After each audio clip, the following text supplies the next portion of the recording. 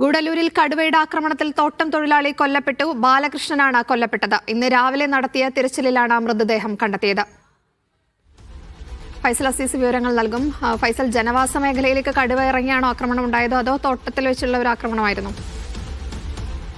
നിജമ, ഇന്നലെയാണ് ഇദ്ദേഹത്തെ കടുവ ആക്രമിച്ചതായെന്നാണ് കരുതപ്പെടുന്നത്. രാത്രിയാണ് സംഭവം. അതായത് രാത്രി ഇദ്ദേഹം തന്റെ കൃഷിയിടത്തിൽ വെള്ളം കയറിയത് അത് ഒഴുക്കി വിടാൻ വേണ്ടി പോയതായിരുന്നു. ഈ സമയത്ത് പിന്നീട് അദ്ദേഹം തിരിച്ചു വന്നിട്ടില്ല. തുടർന്ന് ഇന്ന് നടത്തിയ പരിശോധനയിലാണ് ഈ മൃതദേഹം കണ്ടെത്തിയത്. ബാലകൃഷ്ണൻ, തോട്ടം തൊഴിലാളിയായ ബാലകൃഷ്ണനാണ് മരിച്ചത്. തമിഴ്നാട് നീലഗിരി ജില്ലയിലെ ഗൂഡല്ലൂരിലാണ് ഈ സംഭവം. ജനവാസ മേഖലയിൽ കഴിഞ്ഞ കുറച്ച് ദിവസങ്ങളായി വന്യജീവിയുടെ ആക്രമണങ്ങളും സാന്നിധ്യങ്ങളും